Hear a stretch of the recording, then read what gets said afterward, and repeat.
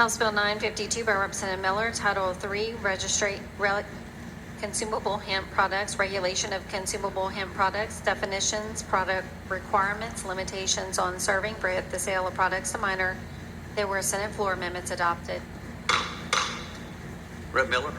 Members, I ask that we reject the Senate amendments. There's three things that we're working on. The Senate put language banning it in restaurants and bars. They received over hundreds of calls from restaurants over the weekend. We're simply just trying to discuss that and work our way through it. Second thing, technical things about the testing. Third thing is how do we define tinctures? Those are the only things we're going into the conference committee report for. And I just ask that y'all reject it just to give us a little more time to fix this. And this bill will come up, I promise. Rep. Schlegel for a question. Thank you, Mr. Speaker. Chairman Miller, I know that you know I'm going to ask you questions on this. So tell me, why are we rejecting good amendments, good regulations the Senate put on? Where the Senate actually, several members who voted for this amendment have actually asked to bring it in conference because they think they made a mistake. They received phone calls from plenty of restaurants within their area. And so we think we should really revisit this, look at it, make sure this is what we want to do, and we will bring the bill right back up. Okay, so if these are the only things you are all going to be addressing in conference. Defining and working on tincture language, bars and restaurant, what are we going to do with it? I'm not committing that it's being stripped, or it may just be grandfathered in for the ones who already have a license. I'm not sure where we're going with it, but that is going to be discussed. And the third thing is just technical amendments for the testing. Okay, that's so it, nothing else. Nothing else. Okay, so let's go to the one specifically I care about, the prohibitions on restaurants and bars. Okay, so in current law in your bill, you do not allow alcohol and THC hemp to be put together in a beverage. Tell me why you think that is. Alcohol industry access just not to allow THC to be mixed in alcohol, so that's why we placed it in there.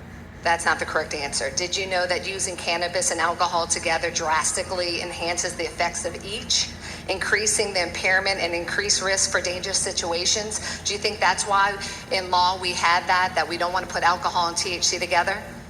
Might be the reason why you think it, but I mean, I don't think there's a correct answer. Well, I think that's the right answer. So what do you think will happen when you serve THC and alcohol together at a bar? It won't be served together. We have beverages that are mixed, that are sealed, that are child resistant, that's not including any alcohol. What do you think is going to happen at the bar? People would drink it if they choose to, and if they drink that, they probably won't drink alcohol. Okay. Rep. Marcel, why do you rise? I mean, I will say that if I would like to do both, I mean, I can go somewhere and just purchase the drink and then go to the bar and bring my drink with me and drink both. Okay, wait, bars let people bring in their own drinks? I mean, I doubt they would not let you bring in something that they don't sell. Okay, let's go back to, you said that people may just drink those. So you think it's better that people get high at a bar? Is that better public policy? I don't think this drink necessarily gets anyone high. Okay, well, that's not true either. Even the own hemp industry said that in criminal justice. Okay, let's go back to we're not naive. None of us are fools. We exactly know what's going to happen at a bar when alcohol and THC is served. Rep. Schlegel, would it be okay if we allow him to reject the Senate amendments and then we can see what comes out of the conference and then debate it then? Mr. Speaker, I'd rather us have this discussion right now so everybody knows whether they want to reject these good guardrails or not. So if the conference committee comes up with additional guardrails, that wouldn't be something that you would want as well? I think they're going to be stripping the guardrail, Mr. Speaker. I think that's specifically what they want to do, is they want to make sure we can serve THC and bars and alcohol. And I'd like for this body to get a full presentation of what actually that means. Okay, go ahead. Okay, thank you. Questions? These are all questions. So, okay, let's talk about restaurants. When people go to restaurants, some people may have a beer or two with their meal, right? I mean, would you say that that's pretty average? I think if they drink this, they probably don't drink beer. Okay, so would you drive home, or do you think the average person drives home after drinking a beer with dinner? No, that's against the law. No, actually, it's 0.08. You can't drive, but one beer is not going to take you there. But what do you think is going to happen after someone drinks one or two THC beverages? Their wife or what it might call Uber. Okay, so you know what the difference is between having one or two beers at a meal versus one or two THC beverages? No, I don't. Rep. Phelps, why do you rise? Mr. Speaker, I'm trying to understand if these questions are germane to the amendment. I understood the discussion that you just had, and I don't think that's been afforded to everyone in this body before. They are germane to the rejection of the amendments, yes. Not the amendment itself. To the rejection of the amendment. Thank you. Okay, so the correct answer is only one of those with one can actually get you high. So in your bill, you have a warning that consumption of products with THC may result in a failure of a drug test. So a person goes to a restaurant, has only one THC beverage, drives home, gets in an accident, someone dies. The person is testing positive for THC. You know what that person's going to be charged with? No, ma'am. Vehicular homicide. So do you think allowing THC to be consumed on premises at bars and restaurants makes our roads safer or more dangerous? I definitely thought what I heard was individuals wanted this to be away from children and kids, and that's what the bill accomplished. Oh, no, I always said this was about public safety and kids. So did you know the National Institution of Health reports studies show that compared to solely drinking alcohol, using the two substances at the same time increases the odds of drunk driving? So the answer is it makes our roads more dangerous. So on Friday, you asked everyone to reject more guardrails because you said it would kill an industry. Restaurant and bars sell food and alcohol, right? Yes, ma'am. So the Senate amendment's not going to kill any businesses, correct? Based off of the hundreds of calls that many members received, I'm not sure what it would do to the industry. What industry? The restaurant and... There's one restaurant, particularly in your district, that called several members throughout the weekend begging them to not stop the sale of this within their bar, within their restaurant. I think people can probably tell you the name of the restaurant. Well, Chairman Miller, I represent all the people in my district. Like Rep. Furman says, I'm not going to choose the profit of the few for the good public of the whole. So this amendment's not going to kill... Rep. Schlegel, Yes. you can ask questions on the amendment, but you can't ask for perspective in nature. And if you have a statement on it, press your floor and come to the floor. Yes, sir. So ask a question on the amendment, looking for an answer on the amendment. Okay. That's what I told her. So if it makes our roads more dangerous, it's not going to kill business. Do you think having these amendments on actually might prevent people from dying on the roads? If it increases drunk driving? I don't think there's any documents that we have right now that this has caused someone to be killed on our road. So you can go to the National Institute of Health, and they have studies that show it increases drunk driving when you combine the two, and that's what you'll be doing in bars.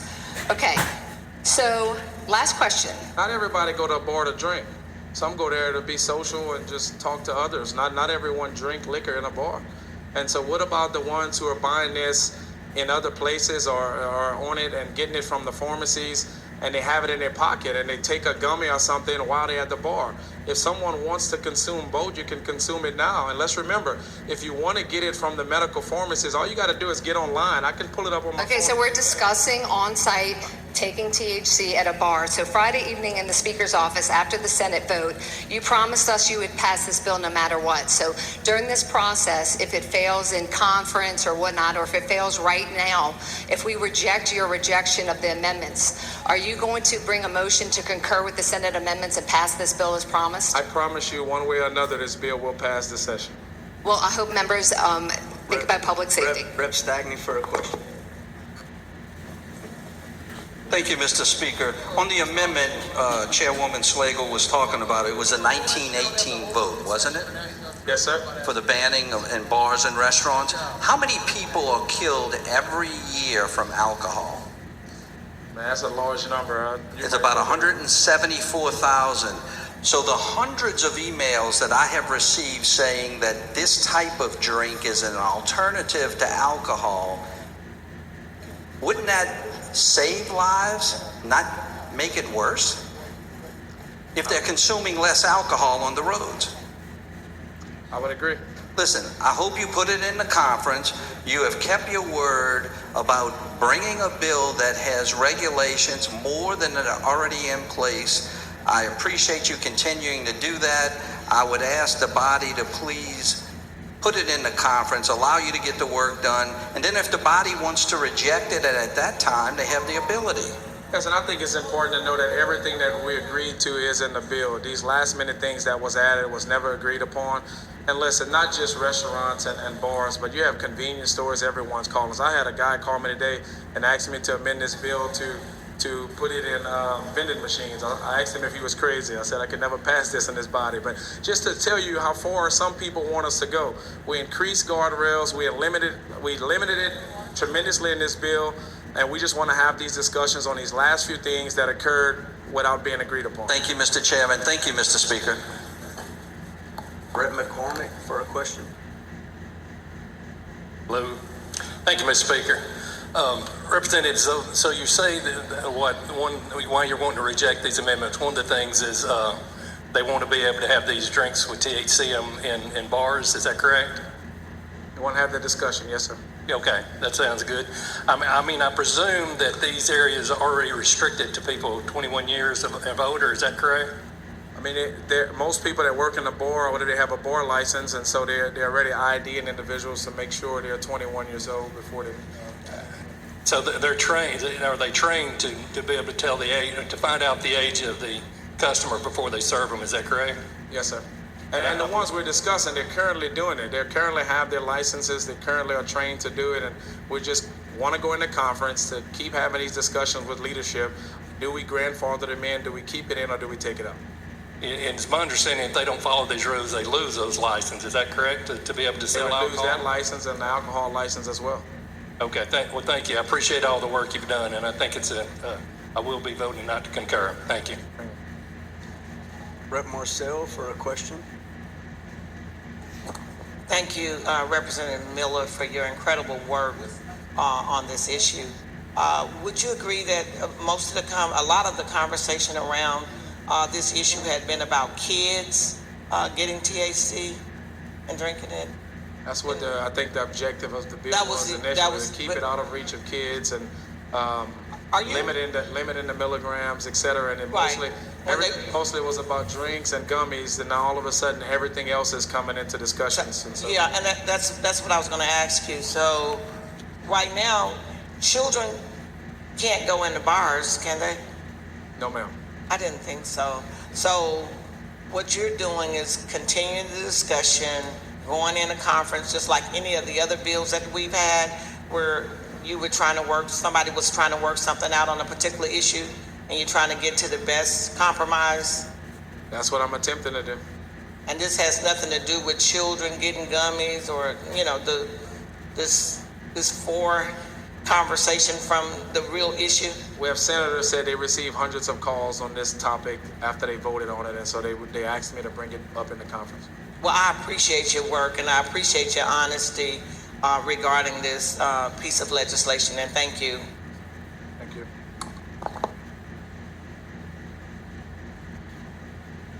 Representative Miller moves to reject, and the Senate members need to favor vote. In favor of rejection, vote no. Those opposed, I'm sorry, let me correct that. Those in favor of rejecting, vote yes. Those opposed, vote no. Madam Clerk, please open machines. Members, vote your machines. Green, yes. Members are either voting. Clerk will close the machine. We have 62 yeas, 39 yeas, and the amendments have been rejected.